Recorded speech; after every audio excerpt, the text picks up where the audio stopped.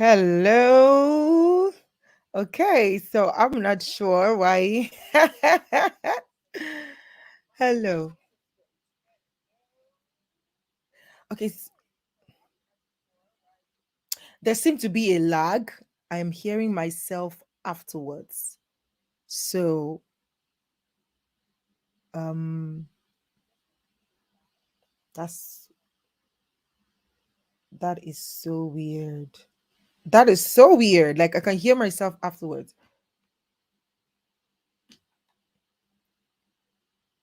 Hell, yeah, there's something wrong here. Hi guys, welcome to Lenoflix podcast. But the thing is, there is a super duper delay, and I'm not sure what's going on.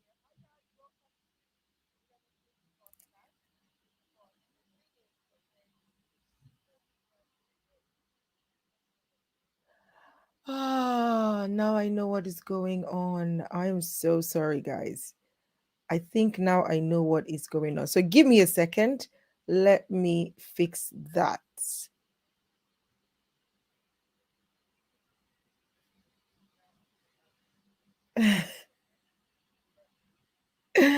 Okay, I fixed it.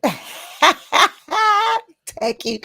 This is what we call technology. Choy. Okay, so what happened was I had this session up on another browser and I'd opened it on YouTube, right? So what I'm saying here, there's a little lag between the live as I'm talking and what you are hearing on YouTube. So I could hear that lag and I'm like, why am I repeating myself? Anyways, welcome to another episode of On Lenoflix podcast. You already know that on Lenoflix, we are here to learn, right? We are here to learn so that we can earn, right? And flex. Hey, did you get that? On Lenoflix, did I say Lenoflix? On Lenoflix, we are there to learn so to how to earn so that we can flex. Okay, that's what we're about on Netflix. It's a learning platform, it's a community that is gradually becoming a movement. Like in the shortest time, if you are not a member of Lenoflix, if you are not in the move, like you'll be missing out, right? We're not trying to sell you FOMO here, but that's just the truth because it's a movement that is going on, and we're always open to sharing knowledge that would help you succeed in the online space. All right. So welcome to today's episode. I hope that you've caught on the past episode because those episodes are master classes on their own. And today is no difference. If you know the person we're talking to today, if you know the person that is sharing with us today, you will know that something's about to hit you. Like light is about to buzz in your head. Like soap is about to be caught. So you better carry your big bag of collection to come and collect some nice soap. Soap that will form better leather. Not soap that the foam is not foaming well. This one and the soap is foaming so well. Oh my God. You'll find out soon because Broda Dapo will soon be coming up online. Let me tell you a little bit about Broda Dapo. Broda Dapo, this man is a legendary. He's a legendary. He's popularly called Broda Dapo. Maybe when it comes on now, I'm going to ask him what's the story behind this name, Broda Dapo, right? But he's called and he's an online sales foundation coach, a marketing literacy advocate, and an affiliate marketer in the online marketing niche. He's the creator of the highly acclaimed 7 pillars of effective sales system workshop, which has trained 64 members, and the Succeed with WhatsApp course, which has currently trained 495 people. Brother Dapo is very passionate about helping small business owners understand the psychological principles, systems, and strategies that makes sales happen online. So, and this is his word. He says, having a good product or service is not enough if you can't communicate the value of it, of as he repeatedly to say, if you cannot communicate the value of what you carry, then your sales and marketing or your product being an amazing product, it is not enough. For the longest time, I struggled with that when it comes to sales. I'm like, a product should be able to sell itself now. If the product is good enough, it should sell itself now. But brothers and sisters, it doesn't work, especially in this online space. If you don't clarify the value that you bring, if you don't tell people what this thing is going to do for them, they might not pay attention to you, right? And so today we are talking about how to create an irresistible offer around your product or services, and it will sell out fast. I know that this is going to be value packed, no kidding. So as you're here now, I need you to do me a favor. Please share this link with your friends, with your family, even with your enemies, so that they can let you rest, so that you can give them work. When they know what to do online, they will stop monitoring you up and down. You understand? They will be busy trying to make money for themselves and not monitoring you up and down, right? So please share this link with your friends and family right now, because I'm about to bring on stage our guests. Raymond Igbana says, I can hear you perfectly well from here. Thank you so much, Raymond. So who else is online? Let me do some shout outs before I bring my guests, my guest of honor. Okay. So who else is online? Say hi. Let me see you. If you're online, say hi so that I can shout out to you before we kick this session off with Broda Dapo coming up on stage right now. All right. Hello, hello. Who's there? Anybody there? We are live. We are live. Anybody there? Can I see your comments?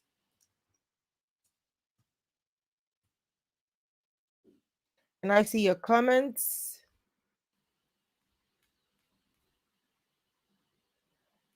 If you don't comment now, I'll not bring my guest to. Ezekiel says, hi. Yes. Hi. Hi, Ezekiel. Yes, so energy. OPP. OPG. Otundasile. Asin is overflowing. Look at me. Hundeze. Wow, that's a very peculiar name. Hi, Olukemi. Thank you for being here. Please do me a favor and share this link right now, please. I'm giving you 1 minute to do that. In fact, no, 30 seconds. Quickly share this link. I'm doing the same thing, so I'm not giving you an assignment that I am not doing. Okay, I'm also sharing, right?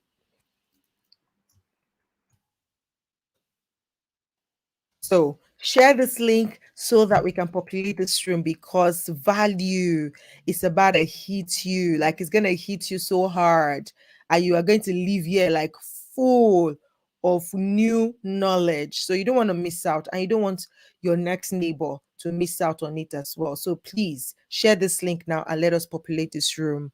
Yes. Yes, so I'm louding it for them at the back. Wait, energy, ipopa, ipogon, ipofefefe, acid, uga, ofe, ojin, louding. If you are watching this and you're not Nigerian, oh, you are missing, but still, I love you. Just know that. And all I'm just trying to say is Ezekiel was just trying to heal me, because, I'm the energetic EJ, and he's like, energy. And I'm just reiterating what he's saying with some Nigerian slang, saying that, oh, yeah, the energy, he loud, the energy, he hot, the energy, he big, he strong, he deep. That's what I'm trying to say, okay? Okay, Stephen, I see you. Hi, Stephen Okorie. Thank you for being here.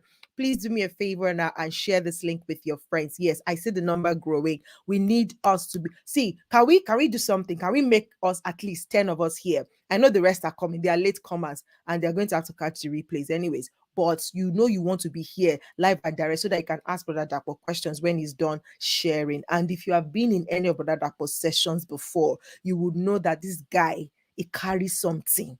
He carries something. You see, it's an heavyweight champion when it comes to sales.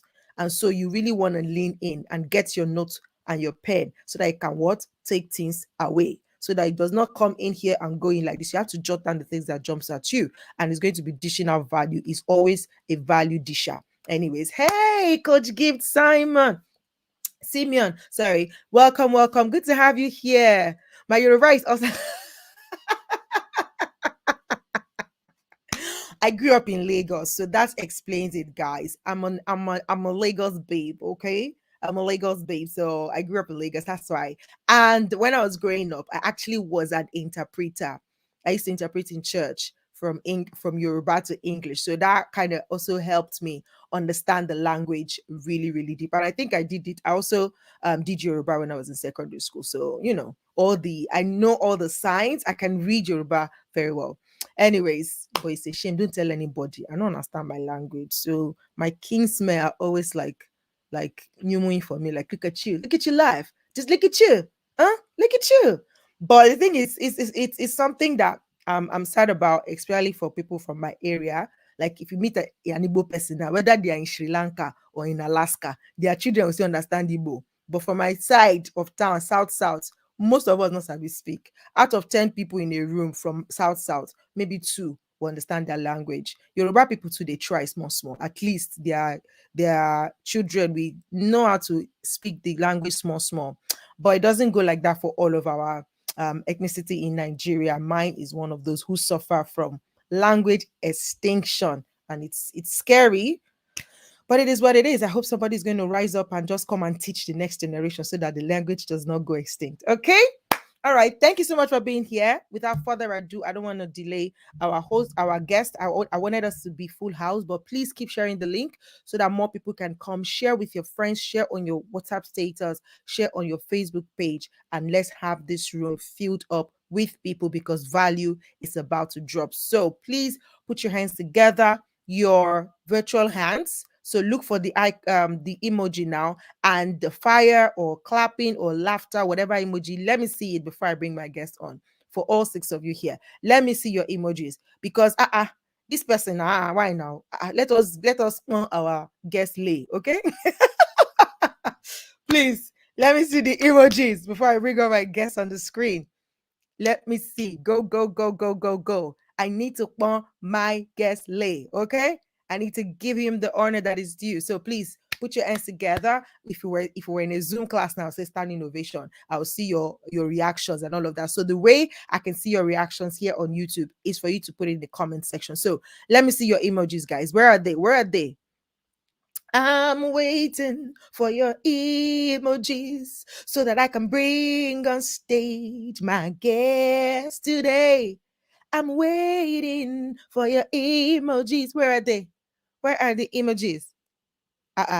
As everybody sap on me. No way. That's not possible. I can see you. I see you online. Okay. Thank you. Home Earners Pro. Ooh, okay. Home Maintenance Pro. Thank you. I see your emoji. Okay, fantastic. And I see the number also rising. Good job.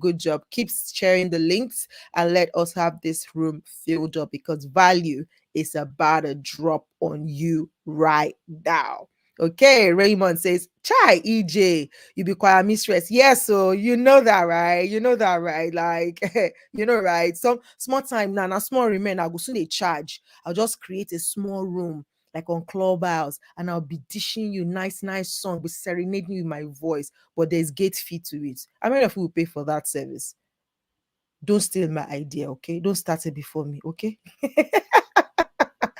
All right, without further ado, I'm going to bring up on stage my guest, Broda Dapo. I used to call him Brother Shaggy sometimes, but let me not whine him. What should I whine me?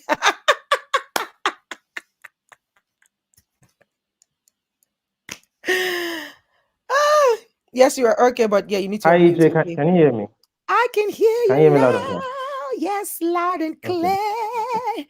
Loud and Because in clear. Nigeria, in Nigeria, you always have to be asking because you don't know when the network is going to do I'm hello, telling how, what, you. bye. Good to have you here, Brother Dapo. Thank you for taking out time out of your Thank busy you. schedule to be here. We appreciate your presence here, and we know that you're about to cut some soap for us. So we are ready for the soap cutting ceremony.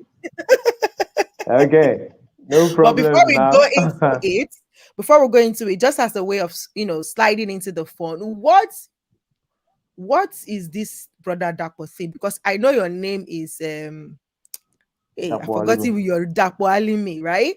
what is the brother about? What's that? So that everybody will be calling you brother. What's that? Tell us about it.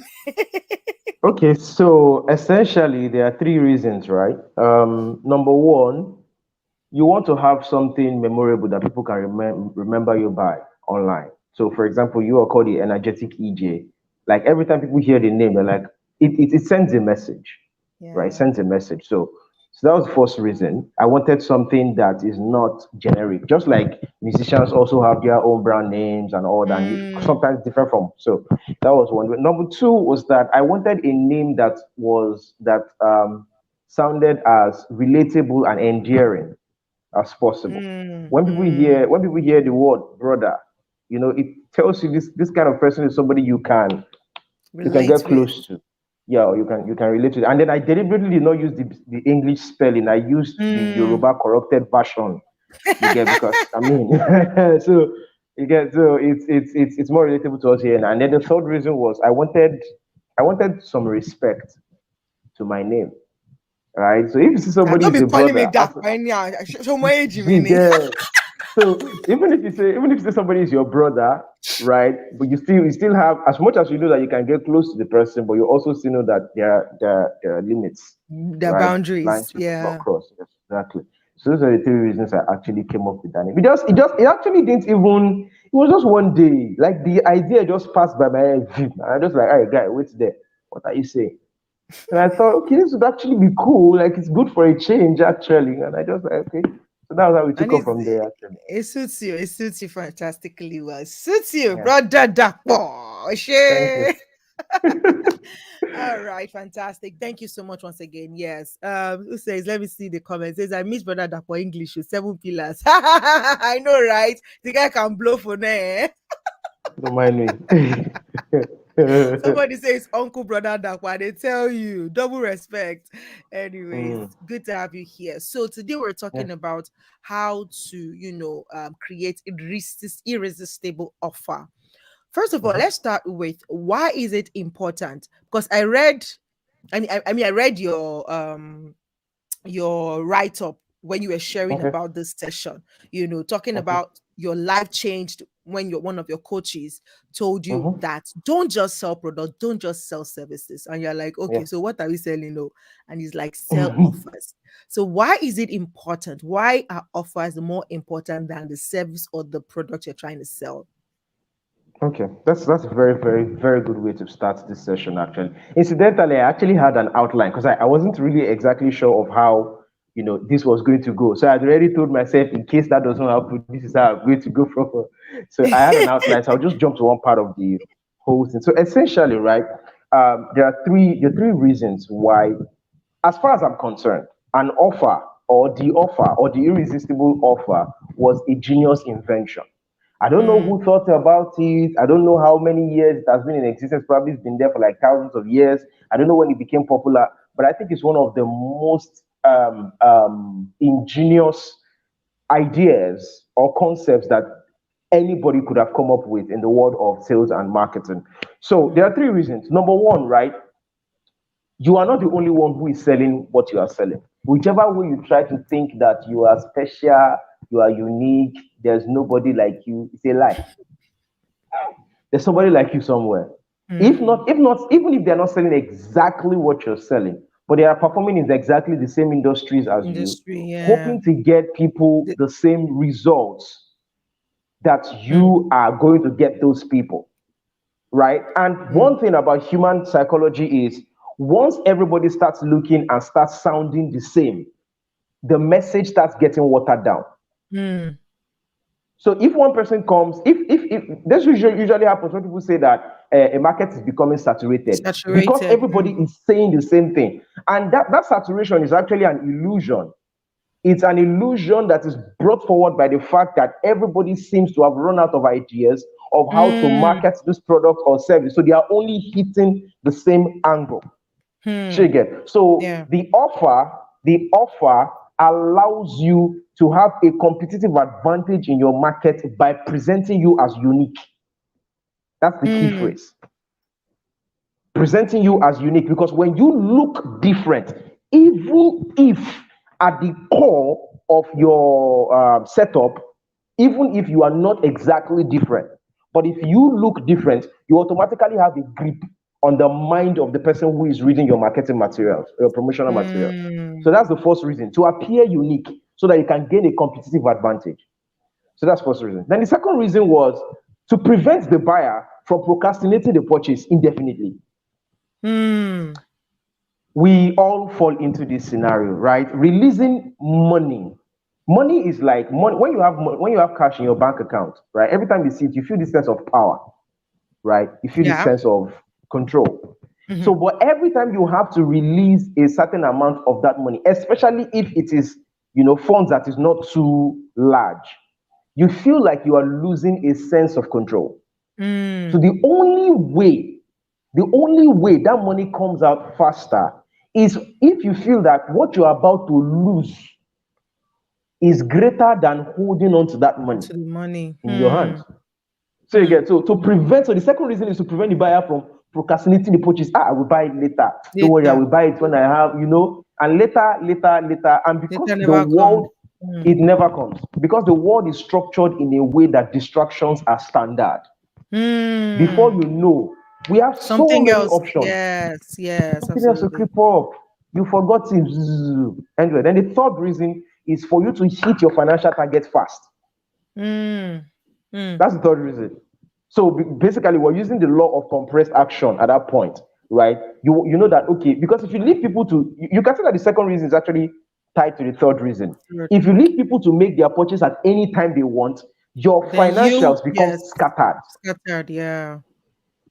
Hmm. So how do Hmm. you make sure that you are able to say, okay, if I want to make a 1,000,000 naira or $1,000 In this this month, time. how do I Hmm. achieve this thing? Yes. So that's the third thing that the offer does for you, to make sure that you're able to hit that financial target by selling in volumes in a compressed period of time. So those are the three Wow. reasons. That's essentially what an offer does.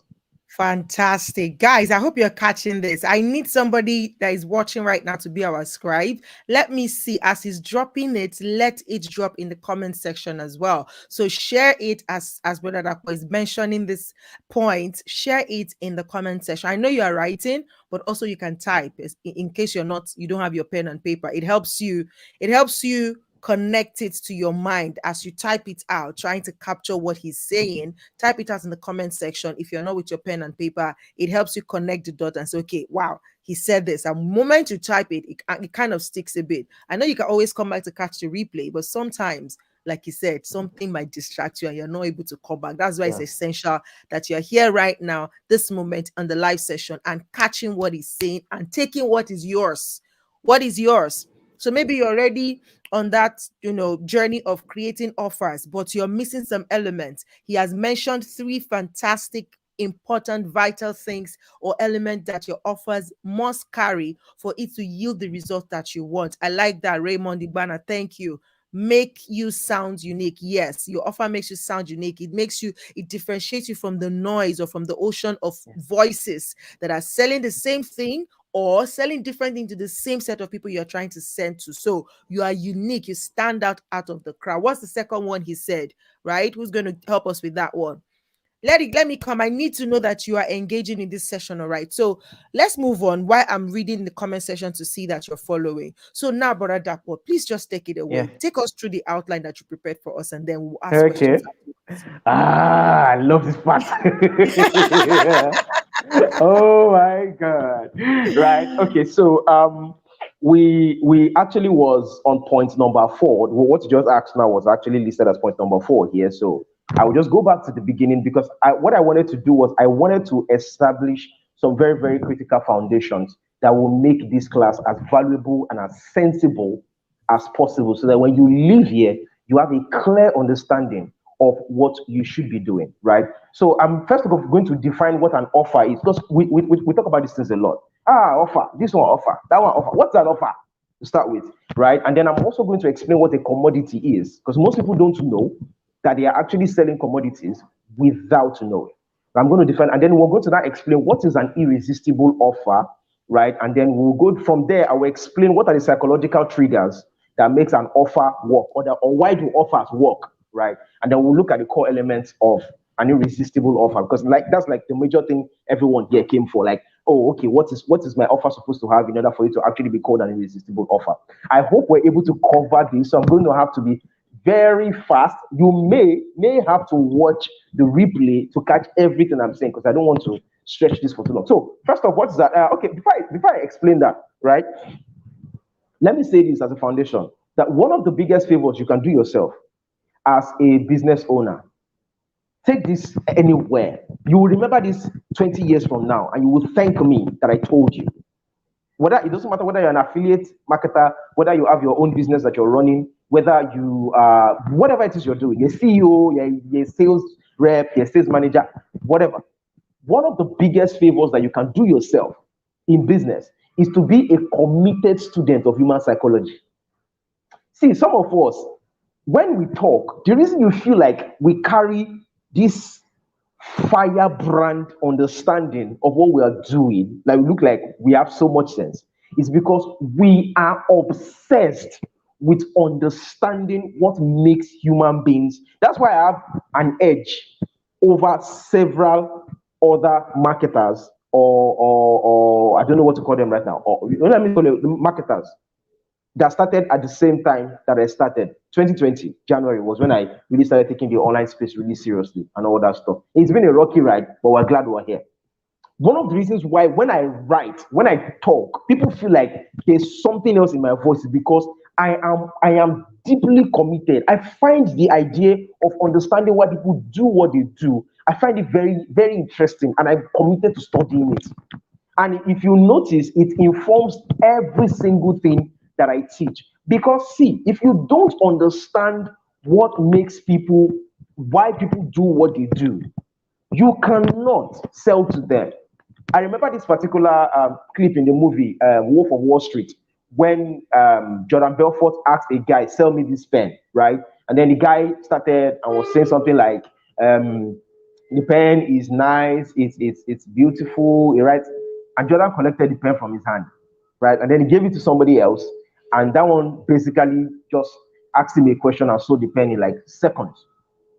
Now, you will probably look at that question and you feel like, oh man, there's going to be one gargantuan heavy duty answer to this question, or also sell me the pen or something. But if you understand certain principles about human psychology, right, you will know that all the thing you need to have, or the only thing you need to do at that point, is to basically ask that person, what do you want in a pen? Or what do you like a pen to be able to do for you? See, what we do is we understand human beings, right? And then we mirror them back to themselves. I know there's a whole lot of in between, details, but this is essentially what we do. We find out what people desire. We find out how people are thinking. We find out what is making people go in the direction that they want to go, and then we mirror it back to them. So this is very, very important. So let's take that out of the way. Then what's an offer? Simply defined, an offer is the total package of value that a buyer receives in exchange for payment. Total, there's nothing complex there. The total package of value, that you want to buy something. They said the product is or service is going to do A, B, C, D, E for you. You are buying it because you want to solve a particular problem, right? So everything that you receive in exchange for that money that you are paying is an offer. That's the offer that you're making. Oh, okay. Whether the offer is now lackluster or high quality or low quality offer is another thing entirely, but that's essentially what an offer is. So in this, by this definition, right, it also makes you understand that an offer can actually be a commodity, right? And that's where I'll go next to explain what a commodity is. So here is the thing. We already established at the beginning of the live stream that the idea that you are the only kind of person who is doing what you're doing in your market is usually 90% a fallacy. There are other people who are likely doing exactly what you are doing. Now, a commodity, right, is a common good that is widely available, where price is the only distinguishing factor. I'll take that again. A commodity is a common good that is widely available. I know that sounds like tautology, but I'm saying it for emphasis sake. That is widely available, where price rather than value, is the only way it is distinguished. So the reason you feel like you're getting more value from this person rather than this person when you're selling a commodity is basically who is selling cheaper. So when you are selling commodities, right, when you're selling a product as a commodity or when you're selling a service as a commodity, you are basically saying the same thing that every other person is saying. You are making the same promises that every other person is making, and everything just looks alike. The only reason that the only competitive advantage that you seem to have is price. Now, it that becomes the war of who can sell cheapest. And unfortunately, the war of price is only won by one person. No two people win the price of the price war. Only one person wins, right? So because it's now all about, okay, how can I get more value out of this stuff? And the only way I can feel like I get more value is basically by looking for who is going to give me the cheapest. This is what happens when you go to marketplaces like Computer Village, Balogun Market, where you have a lot of people who are selling the same stuff. Price is usually the only thing that each person uses to distinguish, unless you are somehow unusually lucky to find yourself selling something that is not very common in the market. And unfortunately, the moment other people realize that that thing you are selling is moving, they will also go and start competing with you, and then they will reduce the price, right? So that's a commodity, and you don't want to be there at all. You don't want to be found selling commodities, whether you're selling a product or whether you're selling a service. You don't want to be found selling commodities, and that's why we're here, to understand how we can reform or restructure or re-engineer what we are selling, right, into an offer that is highly desirable. So let's go on. So we're going to go on and define what an irresistible offer is. There's actually not any big plenty there. Notice that what we're trying to do here is that we're trying to set the foundations so that every other thing we say after is going to make sense. This is very important, right? Now, an irresistible offer is an offer that is built. Everything I'm saying here are keywords, so you want to pay attention. An irresistible offer is an offer that is built and presented in such a way that it has a high perceived value compared to the price charged. I'll take that again. An irresistible offer is an offer that is built and presented in a way that it has high perceived value compared to the price that it is charging, such that it becomes too desirable to be rejected. I take that a third time. An irresistible offer is an offer that is built and presented in such a way that it has such high perceived value compared to the price, such that it becomes too desirable to be rejected. Now, let me explain some of the key phrases here. The core power, the core advantage of an irresistible offer, right? Unlike in the case where you're selling a commodity and you are using price as your distinguishing factor, in the case of an offer, what you are using is value. This is the core difference. In the case of a commodity, generally, it's all about who can sell cheapest. In the case of when you are making an offer, it's now about who can give the most compelling value, or who can come up with a value proposition that is so hard to turn down. That's what an irresistible offer is. Now, what this does is that it makes it possible for you to actually have a higher price and still outsell every other person in your industry. Yeah, you can sell higher. It's not every time that when you reduce your price, right? People, depending on the kind of industry you're operating in, if you're operating in a mid-ticket industry, premium industry, and what you're doing is that you're going to go and reduce your price than the other people automatically start thinking that if you reduce your price, then it must be substandard. So they want to go for the thing that they consider premium. Now, if that person who is selling premium stuff raised his price higher, but is giving more value, perceived value, right, than the other person who is charging cheaper, they will go for the person who has a higher price. So that happens several times, and it will keep happening.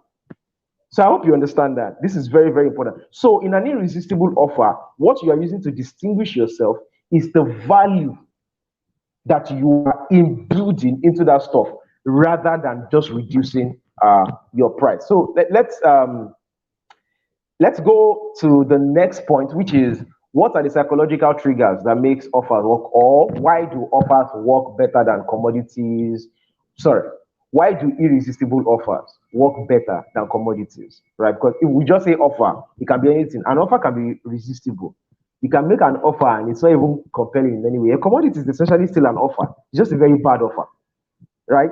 So there are two major psychological triggers that powers an irresistible offer.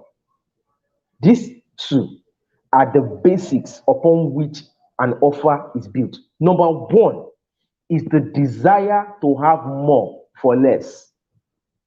In copywriting, we call it greed.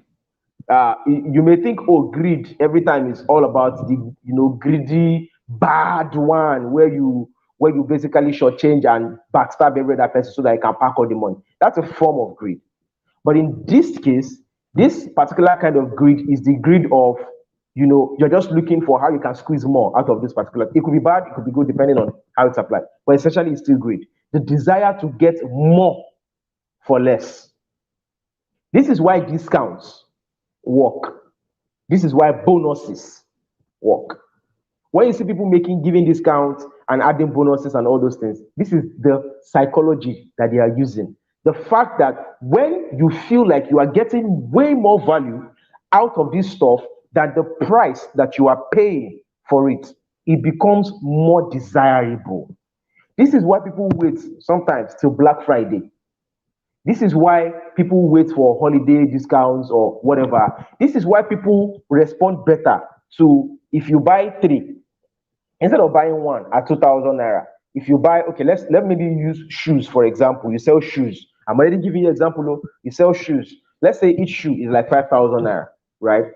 And then, or 10,000 naira. And then you now say, okay, if you buy one shoe, you buy at 10,000 naira. If you buy two shoes, you get it at 16,005, right? If you buy three shoes, which is supposed to be 30,000, right? You get it at, let's say, 25,000 or 24,500. What you are doing is that as you are raising, of course, the price is going up, right? But you are also raising the perceived value by giving a discount for bulk purchase. What you are basically appealing to in that buyer is their greed, the desire for more by giving less. That's number one. Then bonuses. Let's say you decided that, okay, if you get this particular set of shoes, you will also get what would I call it? You will get maybe like a particular special kind of shoe polish. I'm just using this as an example. Or you get a bracelet, but assuming you think that your buyers actually would like something like a bracelet or whatever, but something that can basically add more value to that particular offer. Now, you want to make sure that when you're doing this, right, whatever price point at which you are making this offer is still very profitable for you. It's actually nobody's business. You could have bought the shoe at 1,500 naira, wherever it is you're buying it from. But when you're making the offer, now, remember, what we are doing is that we are working on the perceived value. Why am I opening my eyes like this? So that you understand that many times, many of us think that we are buying the truth. But what we are actually buying is what we think is the truth. I take that again. Or let me use simpler English. People think they are buying the truth. But what they are actually buying is their perception of the truth. So as marketers, what we are doing when we are structuring offers is that we are working on people's perception. In order, we are presenting our stuff in such a way that it will have a high perceived value compared to the price that we are charging, right? So that the money can come out faster. We're not robbing them. We're not lying. This is not one of those. You're not lying. This is very important because some people are saying, but it's not like you're not deceiving them. You only make sure that you are building something in such a way that it is more desirable to them, right, than if you just build it the other way. So that's the first psychology. The second psychology is the fear of missing out. An offer is not complete if it does not have a sort of a deadline or a limited edition one thing or a limitation. An offer is not complete. When you add deadlines or urgency, when you add what would I call it? Scarcity. Scarcity naturally, whether it's scarcity or whether it's I wouldn't say deadline. I prefer to use the word scarcity because deadlines are forms of scarcity, right? Another form of scarcity is limited stock. For example, if you bought 100 shoes, right, and you told the people that okay, you only have 100 pieces. Out of these 100 pieces, 55 is already gone, right? And maybe you even say something like, for every shoe, for every 10 shoes that you sell, right, the price goes up a bit, and then it goes up a bit after that, and then it goes up for every 10 shoes. There's a price increase of 1,000 naira per shoe, right? You have just created a situation where people want to, assuming that they actually want those shoes, you have created a situation where people actually want those shoes better than if you just told them, okay, I have 100 pieces of shoes, the price is this particular amount, DM me for price. Remember what I just said? An offer is not complete without scarcity. It is not complete. So these are the two psychologies that makes offers work well. Number one, the desire to have more for less. Number two, the fear of missing out. Once you have these two things in place, then you are on a good ground, right? So now let's go to the very last part, which is the one most of us have been waiting for.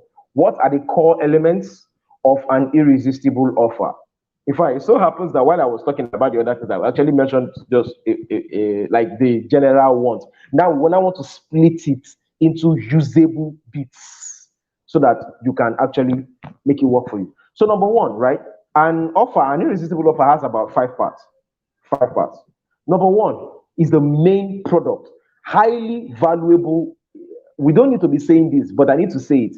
The product itself has to be super valuable already, right? See, it doesn't matter if you make if you make an offer to the wrong audience. As far as they are concerned, that offer is not valuable to them because they don't place a premium on it. If you are trying to sell shoes, you're trying to sell shoes to people who prefer sandals. It doesn't matter how much you have packed into the design of the shoes, the ergonomics of the shoes, how it doesn't pain, how the material is so light, how they wear it, and they don't care about shoes. So first off, you want to make sure that the main product that you have or the main service that you have in place is super relevant or super valuable. Super valuable in the sense that it is actually solving the problem or fulfilling the desire of the people who are looking at it. If your main product is not valuable, you have just struck out one of the most essential components of an irresistible offer. So your main product itself has to be useful. It has to be very useful. That's number one, right? I hope you're writing this down. I hope you're writing this down. A super valuable product. That's number one. That's number one. And you must also make sure that you have the stated value. So when you have the product itself and you have told them everything is going to do, what is the value of this particular product? So I should say that as super valuable product, right? With stated value. It must be there. You can't just say everything that the product does, and then not tell them this is actually the value that this product is worth. You have to state the value. You have to have the value statement. That's number one. That's number one. Number two is a mouth-watering discount. A mouth-watering discount. Now, this is where I'm going to teach you or share with you some advanced tricks that my coach taught me. Right? Now, when you are giving a discount, it does not mean that you are giving the discount in order to lose money, even though, yes, you will be sacrificing your profits, right? Some part of your profit. But it does not mean that in order for you to be able to give a discount, then it must mean that you lose some units, or it does not mean that you must lose some part of your money or that you must sacrifice some part of your money. Let me explain what I mean. So, for example, people usually think, oh, if I'm giving a discount, yes, we want to sell in volume, right? If the goal is to sell in volumes, by the way, we know that the plan is to make our money on volume sales, right? So, if my goal is to make 1,000,000 naira, right? And I know that all I need to do is to remove 2,000 naira on the price of each product so that people actually see this, people will like, oh my God, 2,000 naira discount. This is very good. Let me buy it. I can easily sacrifice that portion of the unit price in order for me to be able to hit that volume. It would be stupid of me to lose a 1 million naira goal just because I don't want to let 2,000 naira go, right? There's that one on one side. But then there's the part where you actually don't really need to sacrifice a portion of your profits in order for you to be able to hit the big goal. Here's what happens. So let's say, for example, now you're selling stuff, you bought it from maybe like China for a particular price, right? You have done your mathematics. You have, let's say you bought it like 1,005. Your plan is to sell it around maybe 10,000 naira or whatever or something.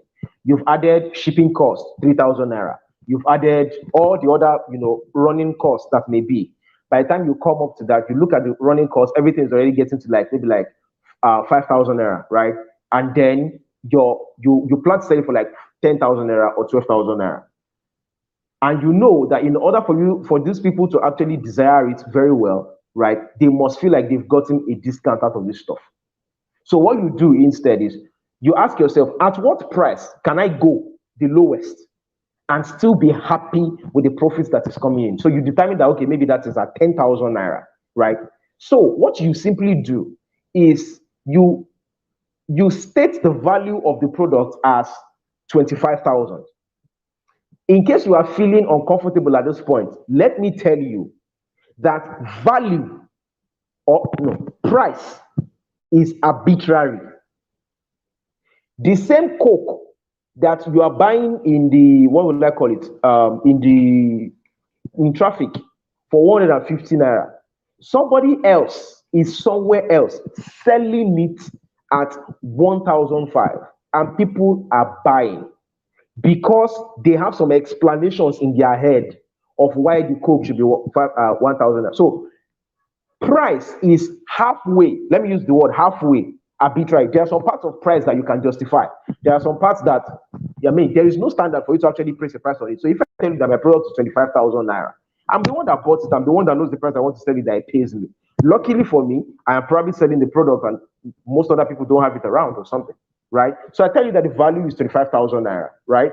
And then I now give you a step one discount. This thing I'm teaching you, it was actually my coach that taught me.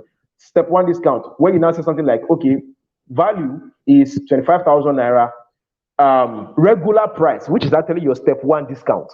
Regular price is 20,000 naira, right? Special discount. Let's say you want to sell at 15,000 naira. Special discount price for a limited time, 15K. You know that if you sell at 15,000 naira, you are going to make about 7,000, 8,000 or 10,000 naira profit and still be happy.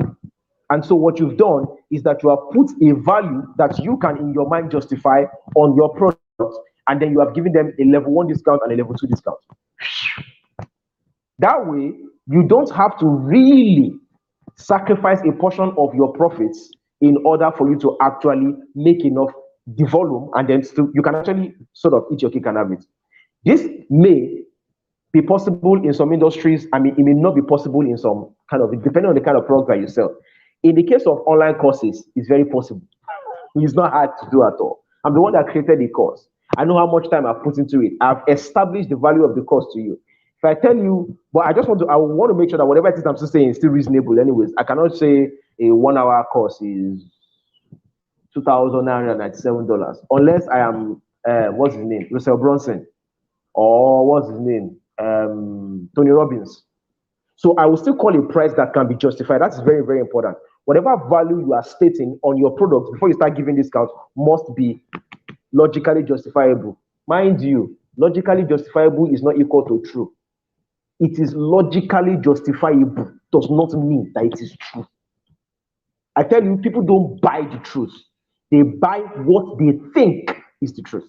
So we have a super valuable product, the main product with the stated value. We've given the mouth-watering discount. You could do 1 step, you could do 2 steps. 2 steps usually looks better, because if I tell you that the regular selling price of this product is $197, right? And I tell you that the value of this product is $197, right? And I tell you that the regular selling price is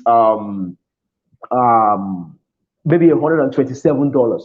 right? And then I'm now giving you a special discount offer for a limited time as 97. I've already done all my calculations, I've done everything. I know that with this thing I can still make a lot of money. I'm good to go, right? So that's that. So number three is super complementary bonuses. You can either call them bonuses or boosters. Remember when I said that one of the psychologies that powers an irresistible offer is greed, the desire to get more for less. We have already given them a discount. Now we want to drive up the perceived value higher. We want to make it more desirable. We want them to start shouting. I'm like, if I don't buy this thing now, like when you hear people saying that they felt like if they didn't buy the product, they were going to die, or like if they didn't buy it, like they can't sleep. When I first heard about it, I was like, how is it possible? Which one? What's so special? Which one is if I don't be, I cannot sleep. When I saw how my organs were engineering offers, the moment I understood everything I'm sharing with you right now, then it made sense. So if you feel that feeling of when you are reading a sales letter or a sales speech and you get to a particular part and your blood just starts to boil, you start looking for your ATM card. This is what is going on. This is what they are doing to you. They are appealing to your greed. They've given you a discount. Now they are now adding super complementary bonuses to it. Now, what do we mean by super complementary bonuses? I also said that bonuses, you can also call them boosters. Now, a super complementary bonus is a bonus that complements the function of the main product. Let me give you a practical example. Let's say you are selling a course on how to write books, right? Write ebooks, or how to make money writing ebooks, or no, how to become a published author, right? And make a lot of money. Now, you know that the book is the product. When the book eventually comes out, people are going to have to, how will they drive traffic? How will they drive traffic, for example? How will they get the product in front of more eyeballs? Because having a very good book that people want to read is one thing. Making sure that you're actually in front of the people who actually want to read the book is another thing. So you have the training on how to, come up with a book that will sell very well. Now the next thing is, how will they find traffic? You, the smart marketer, now thinks, okay, I will look for a training, or assuming you have a very solid knowledge of how to run Facebook ads, you now decide the bonus would be a workshop or a course on how to run, or how to how to set up a profitable Facebook ads in order to be able to find the people who want to buy the book. Does it make sense? It makes, now you can see that there's a logical connection between the main product and the bonus. That is what a super complementary bonus is. Here's what I need you to realize. Please listen very carefully at this point. Every product or service that is created to solve a problem automatically creates another problem by its existence. I'll take that again. Every product or service that is created to solve a problem by its own existence automatically creates another problem or another set of problems. Now you have created a product on how to write a book that people want to buy. The next problem is, how will I find the people? Does it make sense? So you now start looking at, so what you're doing is that you're looking at what are the things in this product that are not there. What are the problem areas? Where are people going to get into this product and they are going to get stuck? Right? And they're going to get stuck. What can I do in order to make sure that this thing, they are able to overcome this particular roadblock when they are taking this course? And then you can and create that as a bonus, and then you position it. And you can do it, it could be one bonus, it could be two bonuses, it could be three, depending on the problem areas you have identified. Some people, for example, take which other example will I use right now? I don't want to use an example because the example that came to my head, but the whole point is in an example where the product is not even your own. This is one thing about affiliate marketers sometimes that we do, right? We should usually tell you sometimes you need to buy the product and go through it in order to know what are the weak points that you can complement. And then you now go ahead and then I think, what kind of bonuses can I add to this stuff in order to increase the value of this stuff? And then you create the bonus. And so as the reader is reading through your your offer, is like, man, this makes sense. This makes perfect sense. This makes sense. And then he reads this, or and then you're going to get this stuff. You're going to get this. You're going to get that. And now, when you have your super complementary bonuses, right, or boosters, you must also have a value statement of all the bonuses. This is where the talk about presentation matters. It's not just a matter of you have built it. How do you present it in such a way that it is actually desirable, right? Remember that we said when you state the main product, when you expose or when you review the main product, you state the value. Now, when you are revealing the bonuses, you are also stating their value on top of each other, right? If you're going to get this bonus, blah, blah, blah, this is what it does, right? And this is the value. So it's very, very important that when you have your bonus, when you are presenting your bonuses, right, you have the value statement and you also have an explanation of the benefits. This is very important. When you are presenting your super complementary bonuses, you must have their value statement and you must have their benefits. And preferably, you should focus on the most powerful benefits, what we call the apex benefits. So, for example, I say, okay, is a simple guide on, or the ultimate guide to setting up Facebook ads that convert. And then I go ahead and then I say, okay, value $197. And then I come and say, this Facebook ads course will give you everything you need in just 2 hours to be able to set up a profitable ad so that you can find people who need and who would love to buy your book. Do you see how that makes sense? That is the most important benefit right there. And you've stated the value. So in the mind of the reader, it's like, yes, this makes sense. And then it goes on from there. And then maybe you now come up with something else like an ebook cover creator. This is just an example right now. An ebook cover creator, or like a high quality, or something like free 1 month subscription to the world's #1 ebook cover creator, right? That can create juicy ebook images and stuff like that for you without you having to know too much about design. These are examples, mind you. I'm just making this off of my head. But I hope you're understanding what I'm saying. You know that this person is going to write a book. Okay, now I've written book. Oh, I need to design a cover. I don't want to pay a graphic designer per se, right? Maybe because the graphic designer is expensive or he's using me to do a cover.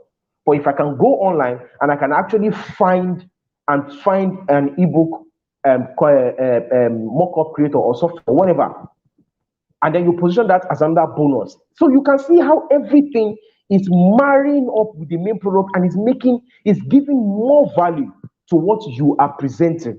That way, the person was like, yes, I want this. And then it goes on and it goes on like that. Now, it is up to you to determine how many bonuses should be in your bonuses. However, I must warn you, some people do this a lot because they said have bonuses, right? So people make any of these two mistakes. One, either they will just go and pack all manner of useless bonuses that have nothing to do with the main offer. You're selling a real estate product, you are giving them a book or whatever, all manner of weird things happen. Or because they have said have bonuses, and because people want to make their offer look plenty, like it's very big, that they will not go and pack a lot of bonuses. Can you imagine a product having like 30 bonuses? What you have done at that point is that you have destroyed exactly what you're trying to do. You're trying to make the life of your buyer simpler, but right now you're actually making it harder. Does it make sense? So you have like 30 bonuses. The moment your buyer sees that, oh, this is work, they'll run away. So you don't want too many bonuses. What you should be focusing on is value, not volume. I hope that makes sense, right? So I'm almost rounding up. Then the last one, okay, it's not the last one, right? Yet. The fourth one is scarcity. I already mentioned this before, so I'm not going to do anything. There are different forms of scarcity. If you're selling a digital product, you obviously know that you cannot create limited copies of a digital product. It's digital. What you can do at that point, right, is to have a deadline, price increase deadline, before the price goes up, right? Now, see, if you start thinking, but people should be smart enough to actually make their own decision. No, they are not. Uh-uh. We will find the excuses why we should not buy that product now, even though we want it.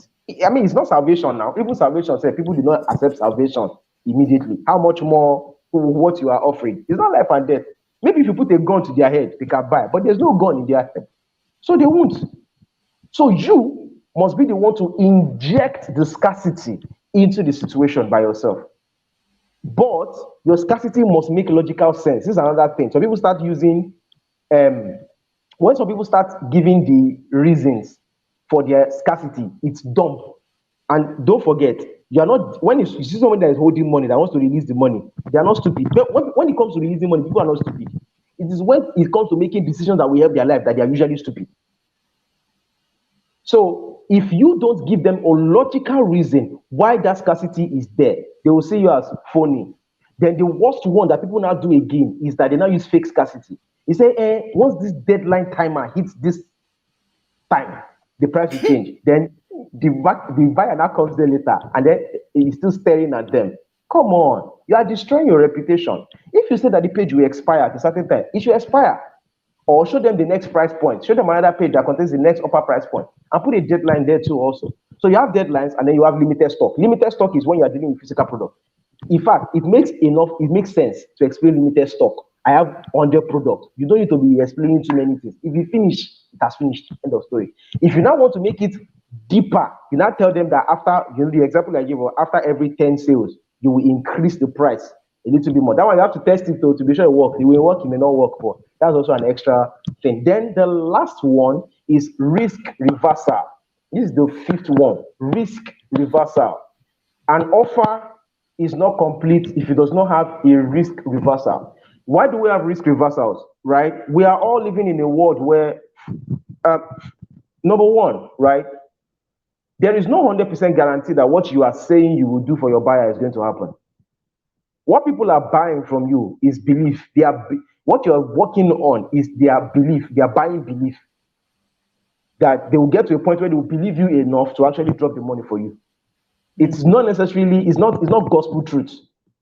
So what if it happens that you say this is what's going to happen, or this is what they will get, and then it does not happen? How do they make sure that they don't lose their money? That's where risk reversal comes in, and that's why you hear they talk about guarantees, giving a risk-free guarantee, 30 days guarantee, all manner of stuff, right? And there are different kind of guarantees. There are absolute guarantees, like which is like the craziest one, and it works really well depending on the kind of audiences.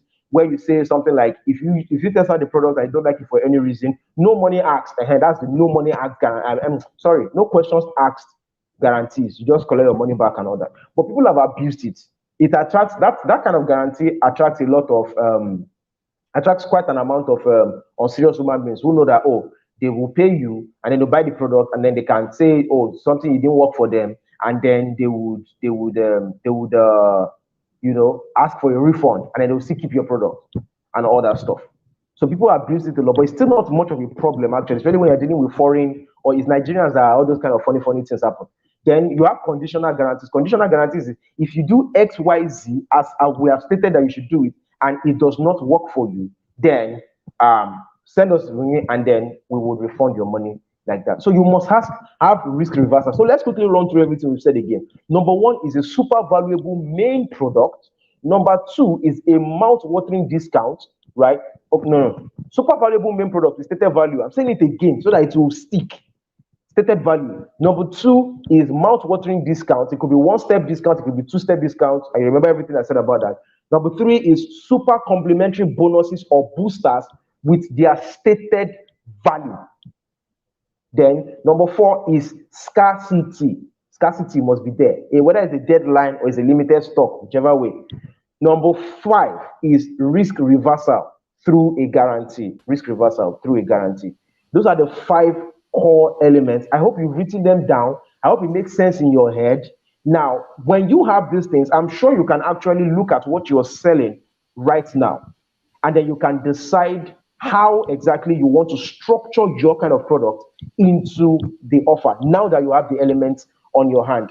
Then I'm going to close this particular talk by telling you this. It may break your heart, but you need to know. An offer is just one out of the 7 elements that makes up an online sales system. So everything we've been talking about since is just one out of 7. And before people will even get to your offer, there are other things that they must have seen in your sales process. If they don't see it, they can't even get to your offer for them to even be able to say, oh, I want this, or I don't want it. The offer has its own use. There are other things. And if you want to learn all those other ones, then you come into my 7 pillars workshop to come and learn all those other 6, elements. That's it. I hope I've given something Wow. useful. Wow, wow, wow, wow, wow, wow, wow. Very, very useful. Blessing says nice one. Biola says well done. Thank you so much for that, Dapo. I knew that you were not going to disappoint. Like me, I know you already. So I wasn't expecting anything less. Thank you for dropping such valuable nuggets. Guys, this is a great time to start asking your questions. My first question is when you talked about for the I think that's number 3. Was that number 3 now? Um, yeah. So for super complimentary bonuses and boosters, you talked about, Yeah, stating the value, and that the value you must state the price, or no, you must state the value, right? Was that number 3? yeah, Yeah. yeah. Yes, see the That was value number of 3. the. Super No, complimentary I think it's bonuses. number 1. Actually, I think it's number 1 under highly valuable products. And you said the Okay. product itself or service itself should be valuable, but then you need to state it. Yes. So I wanted to ask, like, Yes. when you say stating, must that stating be accrued to the price? Is that what you're referring to? So saying that this service or this particular product is worth this, and you're going to do the same Mm-hmm. thing for your bonuses, right? But that value that you're stating, is it just the pricing, or is there any other thing attached to the value that you're stating? So as far as value goes, it's the when we say value, right? The only way we can quantify value at this point is via money. It's like it's Okay, monetary okay, statement. There's no other way to okay. quantify it. So it has to Oh, be a price placed the on it. price. In other Okay, words, you're okay. essentially saying that this is what this stuff is worth. It's worth. Okay, okay, Yeah. okay. All right, fantastic. I had to just get that clear. Clarify All that. right, Charlotte Cool. says outstanding presentation. Olukemi, well done. So, guys, ask your question. Brother was here to answer your question. So, thank you so much. I was going to say, okay, don't explain, don't mention those other 6. But anyways, let them come to you and ask the question to understand the other 6 pillars that makes up for great Yeah. sales, right? Yes. So, guys, do you have any more questions? Now would be a good time to ask. So when you also, so for the scarcity part, like you said, you mentioned, okay, Yep.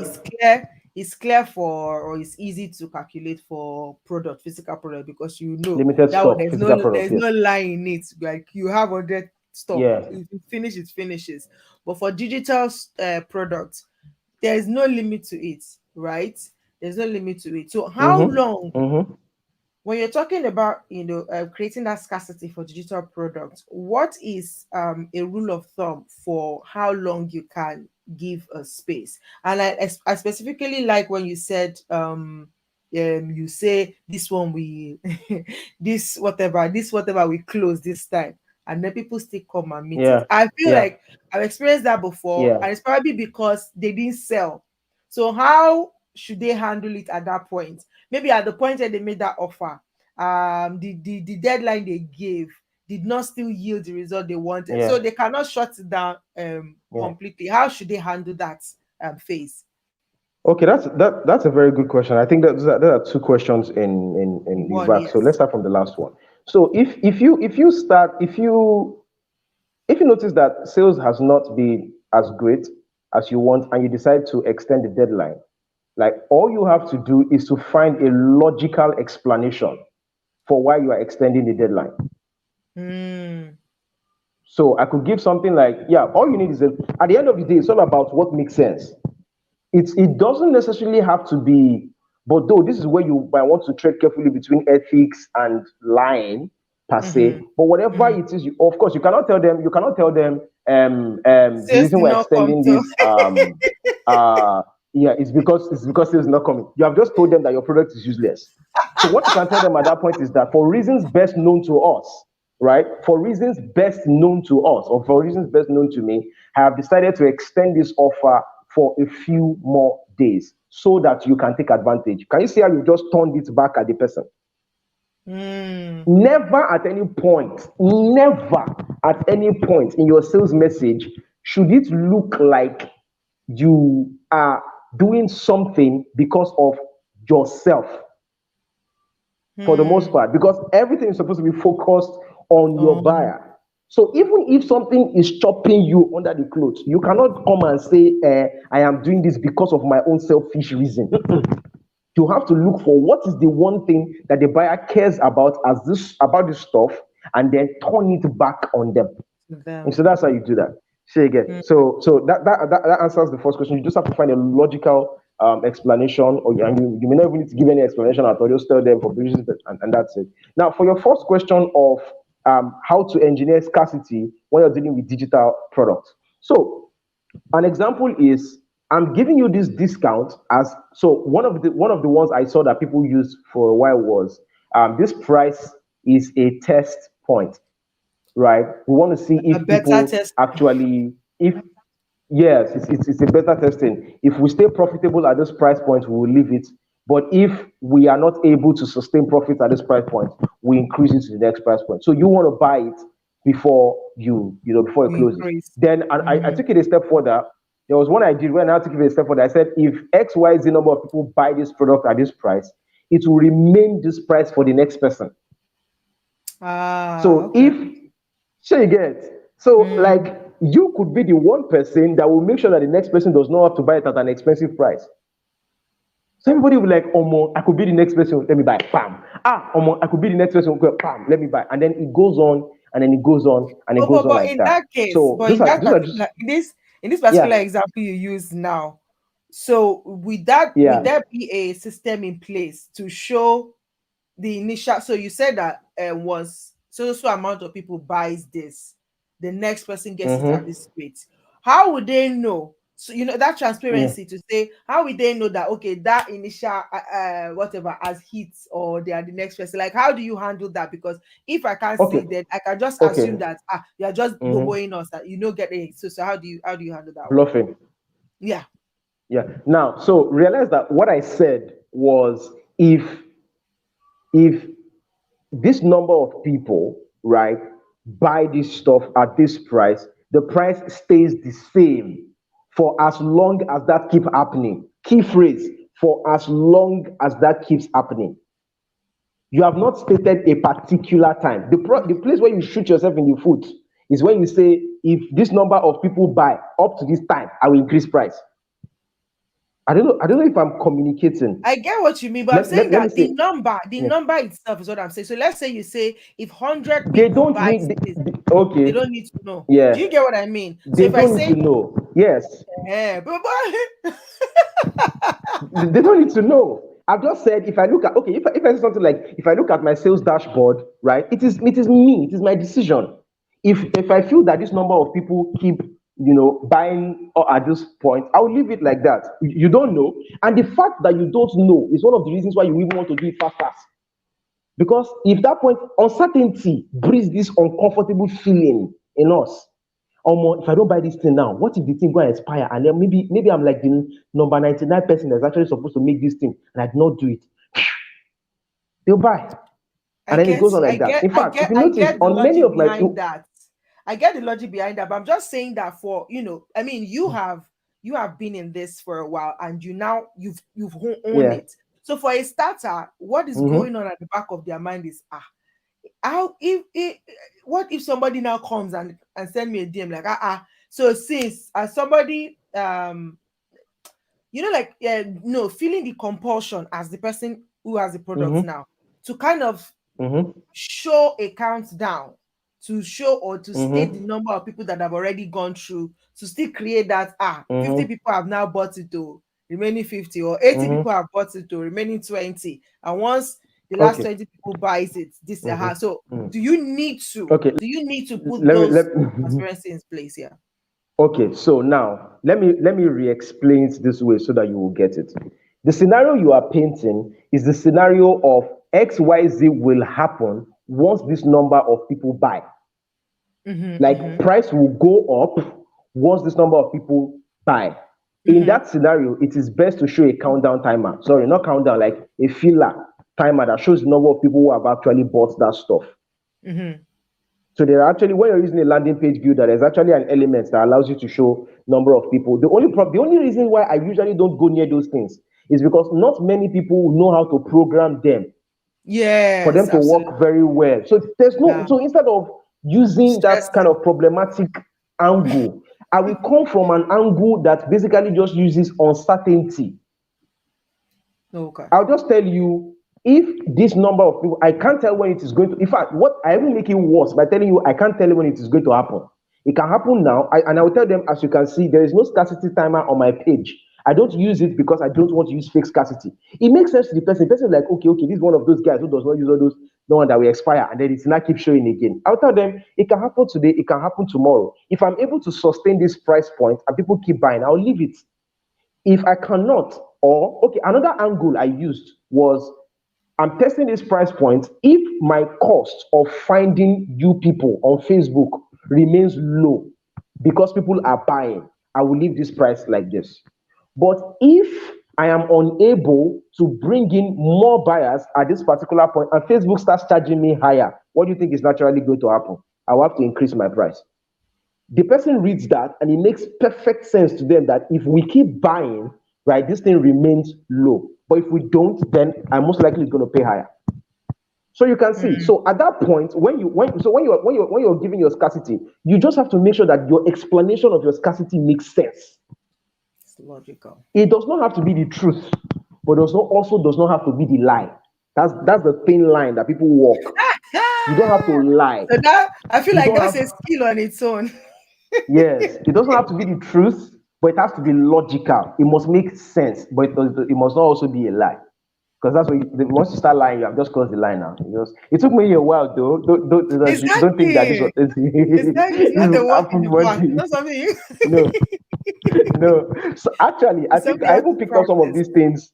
I picked up some of these things by actually reading other people's, sales pages. Sales There was software. it was the day I got to somebody's sales page and I'm like, wow, this guy does not have a scarcity timer.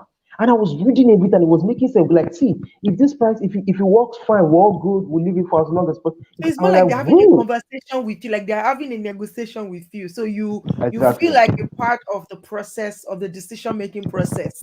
I Absolutely. love it. It feels like you are the one deciding. Oh, like if you do What it is well, going to happen? fine. If Yeah, you don't do it well, I've just told you what's going to happen. yes, Wow. yes, yes.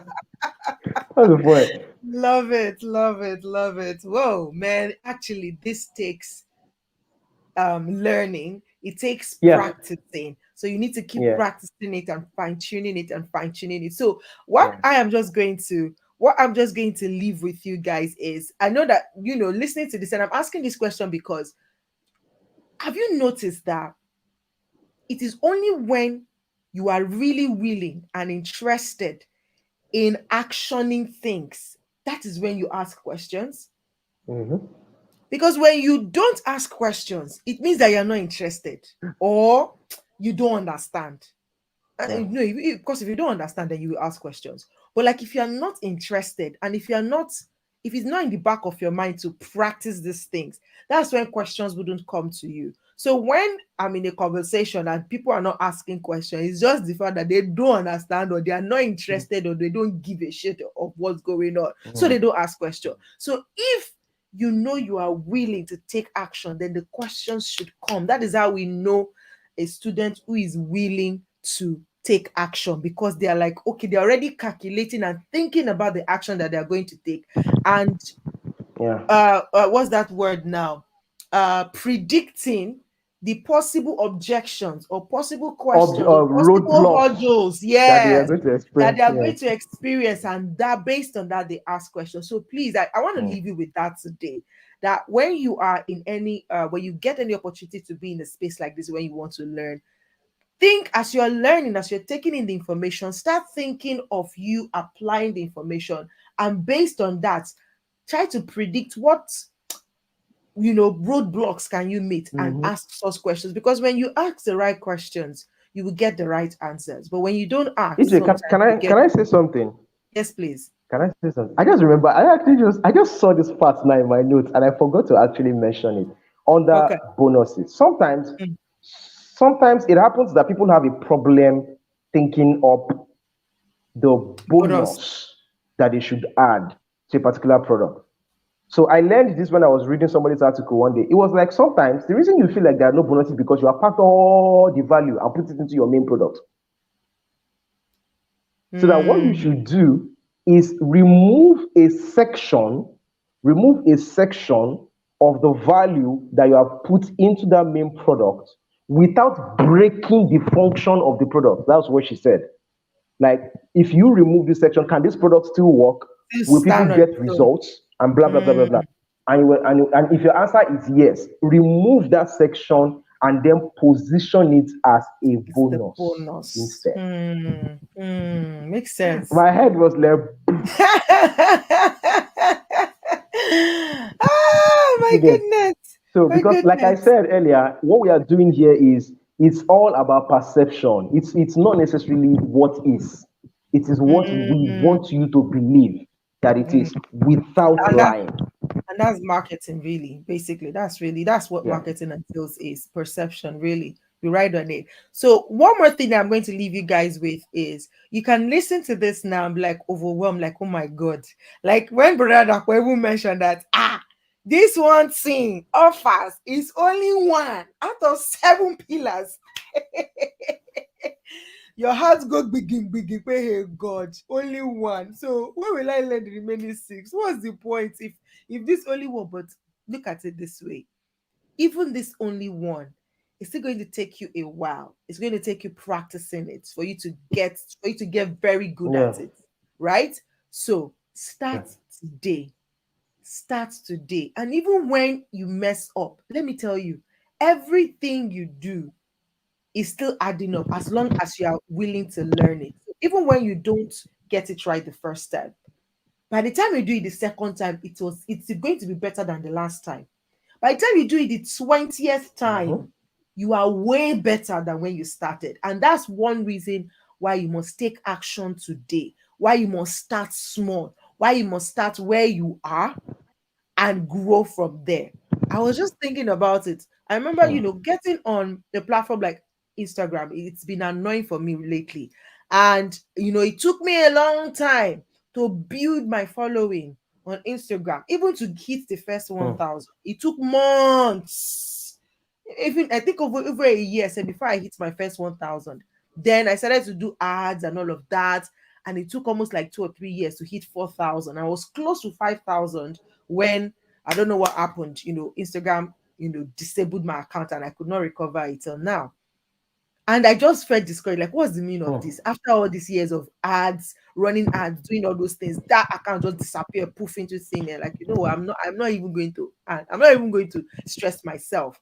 So I started, I left for a while and then I started a new one in December, I think. I just like, okay, Mm. what, let me just start because I actually like the platform and it's easier for me to communicate there because I am a visual person as well as audio.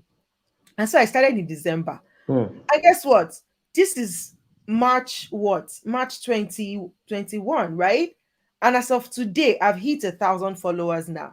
And I'm just laughing to myself today, like, Yeah, wow. that's nice. So what it took me almost like a year before to get to has now taken me Mm. 3 months to get to that place. Wow. And the only thing that Yeah. came to mind is even everything you do is counting, is Yeah. compounding. So Yeah. even when you feels like you failed or you missed it or anything at a skill that you are practicing always, don't worry, just keep doing what you're doing because you are accumulating knowledge. And even Yeah. if you lose everything today, by the time you start again, you start faster. And that's why you should True. not be afraid of failing. Don't be afraid of failing. So when it comes to offer, create the offer. Let it be a messy one. And Mm-hmm. feel the Mm-hmm. pulse, get feedback, reach out to people like Brother Dapo or follow him and look at how he's doing his own. Create your own. Let people laugh at you. Let people not even answer whatever it is. Then you can go back to your notes, take all these things, look at it again. What is missing? Which of these elements are missing? And then apply it again. Do it again. Yeah. Do it again. But I think a lot of us are too afraid to fail, too afraid to get negative feedback, too afraid for people to say, come on, which kind of nonsense offer be this one? It's not even offering anything. We're too afraid of rejection that we don't even step out in the first place. So I really do hope Mm. that with this, content today, you are able to take everything that Brother Dakwa shared with us today and run with it, and just take your time and just do the thing, do the work, do the work. It's going to be hard, but sometimes you never can tell. You might just do your first offer now, you hit it, and Yep. something happens. Yep. Thank you True. so much, Brother True. Dakwa. It's just been an amazing, No, you're always one. anytime you are there to just share. It's always amazing. So, Thank you. Thank you. what would Thank your you. last word be for our listeners today before we shut this down? Thank you so much. It's very good that you actually asked for this because I was already thinking of something in my head to say. So please, guys, one of the things that happens when people start getting exposure to sales and marketing, the way it should be done, is that they tend to feel overwhelmed. Like they start having this sense of, we did not think that it was going to be this hard now. They hear this word that they are. What most of us never realized, right, is that sales or marketing is a profession on its own that school did not give you. Mm, So, for example, I will say these things till I drop because it is the truth. Whenever it is you go to learn any skill or go for maybe any entrepreneurship program and all that, notice this very well. What all these skill acquisition, empowerment, entrepreneurship give you are the skills alone, yeah. but they don't teach you about the business of the Of skill. it. Yes. And the business of the skill is where you have things like, your accounting, your financials, and then your marketing, which is the one that powers every other. Because if you don't make sales, you will not even have anything to account for. Business. Yes. Yeah, no Yes. staff and everything. So when many people have spent like 3 to 4 years acquiring the skill set that they need for that particular stuff, and then they feel like they're really good at what they do, right? They've gone through so much pain, so much sacrifices and all that, and Mm. then they now start online, and then it's just a mess. Happen. Hey, No cricket. customers, no, you post, no likes, no comments, nothing, nothing, and you think that you are the best thing since sliced bread. Mm. That frustration begins to set in. Then let's Yeah. even now say they now even get a little bit motivated to even step out of their comfort zone and seek knowledge. When they now realize that there's actually a lot to be learned, A lot their of work their, to do. Yes. their I hope like. just dies. So only a very few people are able to push through that valley of despair until they get to the promised land that they seek. Then they realize, Mm. oh, I need to learn Facebook ads. Oh, I need to learn how to do content creation or content marketing. I need to learn how to build offers. I need to learn how to do market research and all those stuff. And it just kind of like, and unfortunately, when you're just starting out in business, the worst thing you can't even outsource your marketing when your Because there's business is no. still small. Yes. Yes. Where's the Yes. funds? Where's the fund? The Absolutely. Mm. people who can get you the results that you seek are very Not expensive. That's the cheap. truth. The people who are cheap are not, they are using you to Getting learn. any results. True. They're using you to learn. So Yes. you see somebody that says, I will help you run Facebook ad at Go and check. No, five mine is thousand go and naira. check their own page. Is it that they don't have anything to offer? Now You they are not get. running So, Facebook ads for so the themselves. person will say, I will run Facebook ad for you at 10,000 naira, 5,000 naira. And then I'm Hmm. like, you don't even What have is an that? advertising budget of $100. You have not even started. You don't even know where you are going. Then one person Absolutely. now make, and then they will now collect your money. They will now run the ad in quotes. Nothing Then happens. it will not work, and then you now say, they've scammed you. They've collected your money. This is I'm sure I'm still going. This is I'm saying. I'm sure I'm still going to say it on a very big stage because Hmm. it is the truth, and people just need to accept that it is. Nobody send you to go start business. So business is not for the faint-hearted though. It's not. Oh, it's not. I remember one of the statements that Dan Lok made. I will never forget when Dan Lok said that the worst time to start a business is when you're under financial pressure. Hmm. And I was like, what is this one saying? Maybe they said that if you want to be free and all those things, you can start a business. Then later, it now occurred to me that wait, what they said was financial freedom, not Oh, whose network is this now? Village people, are you here? We don't want you here. Not yeah. now. So if you're Please under say that financial again, pressure, bro. You froze. You froze. okay. So a call came in actually. I had to Oh, cancel the call. Yeah. okay. So if you're under financial pressure, what you should go and do is you go and get a job because what you need at that point is you need a consistent source of income that will allow you to build whatever it is you're building in your business. That's why businesses are best started as side hustles before they Mm, eventually take over as your main income source. Because you have to get to a level where your income is sustainable before you mm, eventually say you want to quit the job you're doing and then focus on the business. Yes, I agree that it is not always possible in every case. There are sometimes that there are just some jobs you are doing, they just literally take over your entire life. They life, don't allow yeah. you to do any of that. So I understand. In that case, you don't really have a choice, but you must be ready to go Do the through the work. wilderness Yes, yes, at that yes. point. And you cannot, no matter how you feel, You you can't do it. cannot do things under pressure. You see Hmm. somebody, he registered for affiliate marketing 3 weeks ago. He has not made a sale, then he's shouting all over the place that something is wrong. You have not even completed the syllabus. What challenge? So it's just crazy. So Oh my that's what it goodness, is. so good, so good. Yeah. Thank you so much for that one. Guys, I hope that you've gotten a lot of value from this episode today. Until I come your way again next week with another guest, learning, teaching, talking about, the online business space and how you can begin to own and dominate your own space. Own it. Like you said, you have a lot of work to do. But the earlier you accept it that, okay, this is work for me. I mean, like, I feel like, the way they painted entrepreneurship or business for us is like they lie to us. So you need to tell yourself the truth that it's a lot of Yeah. work. There is no freedom of time, anything. As an entrepreneur, you are working round the clock. If you don't even put boundaries in place, you will not rest. You will just be Mm. working. As you are sleeping, your mind is calculating. More months done the end. I've not sold anything this month. What's going to happen?